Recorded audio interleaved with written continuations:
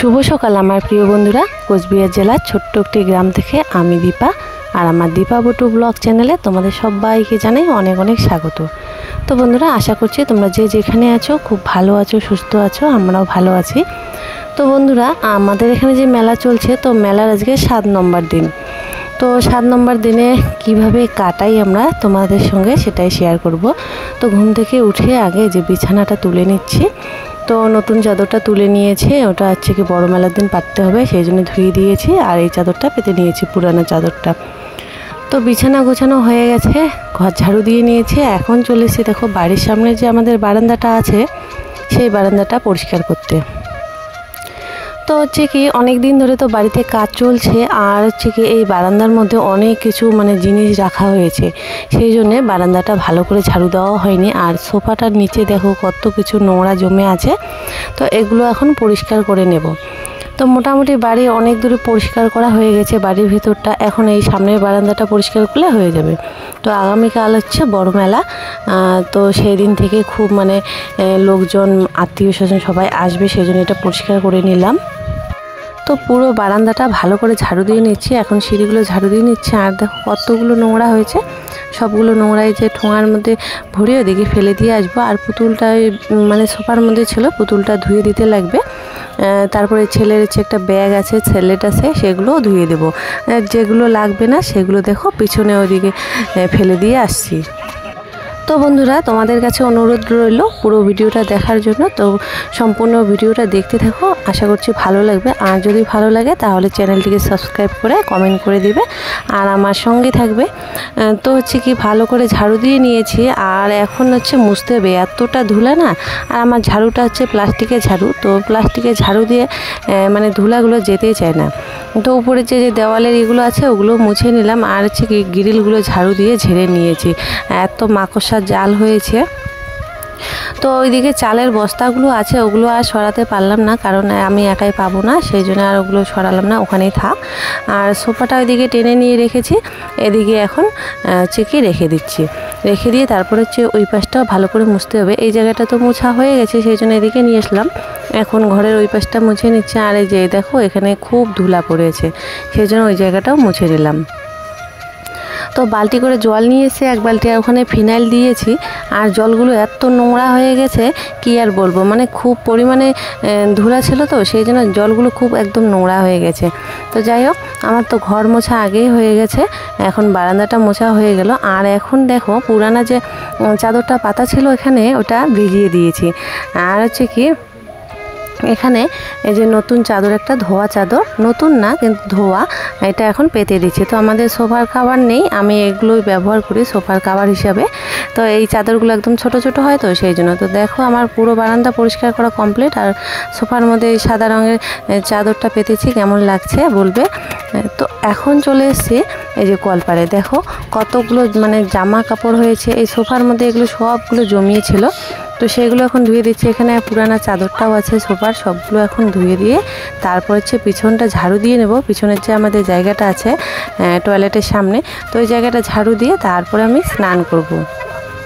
তো স্নান করে একেবারে পূজা করে নেব। পূজা করে দেখো চলে এসেছি। তো পূজা করে নিয়েছি, প্রসাদ নিয়ে নিয়েছি। আর হচ্ছে কি কয়েকদিন আগে যে বাবার বাড়ি গিয়েছিলাম, ওখান থেকে যে কাঁচা কলা নিয়ে এসেছিলাম, তো কলাগুলো সব পেকে গেছে। আর এত সুন্দর কলাগুলো না, খুব সুন্দর। তো ওদিকে কলার এইগুলো খোসাগুলো দিলাম, কারণ কি টুনি এসছে জল খাওয়ার জন্য, ওকে জল দিয়ে দিলাম। ও জল খেয়ে আবার গেল জমিতে। তো আমি একটু ওই কলা আর মুড়ি খেলাম, খেয়ে এখন হচ্ছে রান্নাবান্নার জন্য সবজি কাটবো। তো দেখো কী কী নিয়ে এসছে বাটা মাছ, আর একটা মিষ্টি কুমড়ো নিয়ে এসছে, গোটা মিষ্টি কুমড়ো আর পুঁই শাক। আমি আনতে বলেছিলাম, কারণ কি কালকে বড় মেলা, আর সকালবেলা বাজার যেতে পারবে না, কারণ কি অনেক ভিড় হয় আমাদের এখানে। আর সকাল থেকে আত্মীয় স্বজন আসা চালু হয়ে যাবে, আমি আবার কখন রান্না বান্না করবো, সেই জন্য ওকে আগে আনতে বলেছিলাম। তো ওগুলো কালকে রান্না করব। তো দেখো কিছুটা সবজি কেটে নিলাম, পুঁই শাক চচ্চড়ি করবো, ওগুলো কেটে নিয়ে এখন পিছনে চলে এসে মাছগুলো কেটে নিচ্ছি।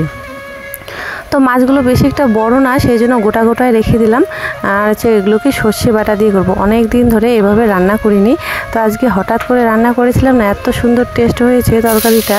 আমার ছেলেও খুব সুন্দর করে 3 বার ভাত খেয়েছিল। আর দেখো মাছগুলো ধুয়ে নিয়ে এসেছি, ওদিকে আমার ভাত হয়ে গেছে, এখন মাছগুলো আমি ভাজা করে নেব।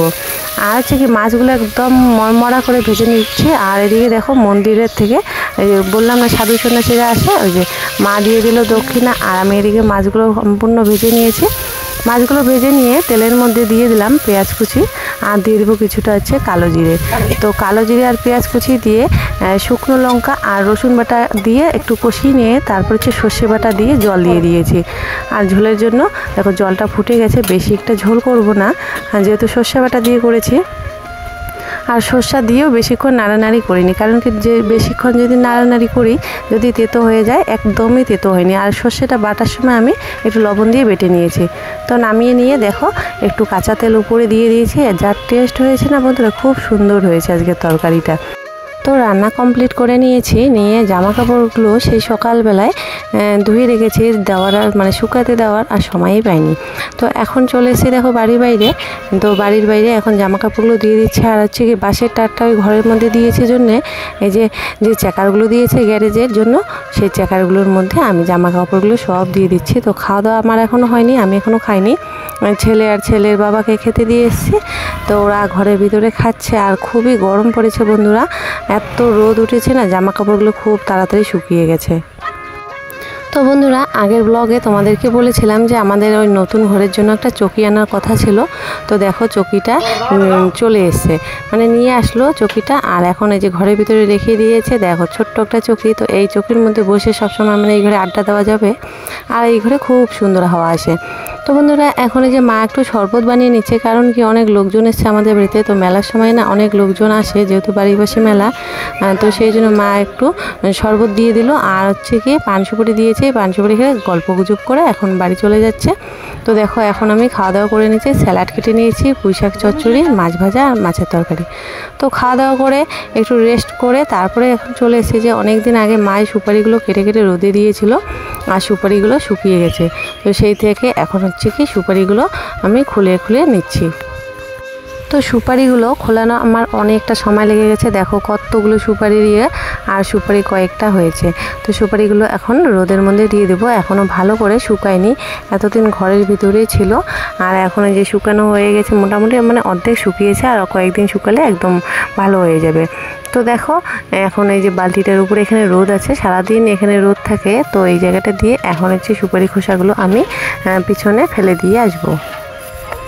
তো বন্ধুরা আজকে আমি মনে মনে ভেবেছিলাম যে কোনটার পর কোনটা কাজ করব, সেই জন্য যে খাওয়া দাওয়া করে অল্প একটু রেস্ট করে ওই যে সুপারিগুলো তুললাম, তুলে এখন চাল ঝেড়ে নিচ্ছে এক বালতি। আর হচ্ছে ধান ভেঙে নিয়ে এসছে, মেলার সময় আত্মীয় স্বজন আসবে অনেক, লোকের সামনে চাল ঝাড়াঝাড়ি, সেই জন্য আগে থেকে রেডি করে রাখছি।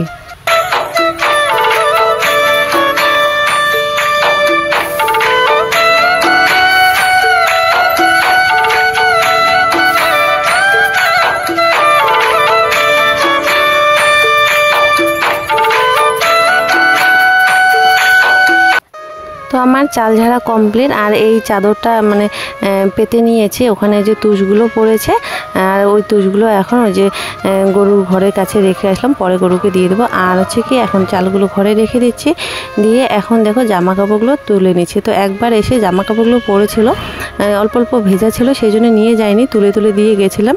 এখন হচ্ছে কি বাড়ি নিয়ে যাব। তো বন্ধুরা একবারে চলে আসলাম সন্ধ্যাবেলা। তো সন্ধ্যাবেলা দেখো আমি রেডি হয়ে নিয়েছি, আজকে মেলাতে যাব। তো প্রথম দিন গিয়েছিলাম, আর আজকে হচ্ছে 7 নম্বর দিন। তো 7 নম্বর দিনে আজকে যাচ্ছে। আর এই চুড়ি মানে কুর্তিটা পরেছি, আর এই ওড়নাটাই নিয়েছি। তো চলো এখন মেলার ভিতরে যাওয়া যাক। তো হচ্ছে কি 7 নম্বর দিন হলেও মানে দোকানপাট এখনও ভালো মতো রেডি হয়নি।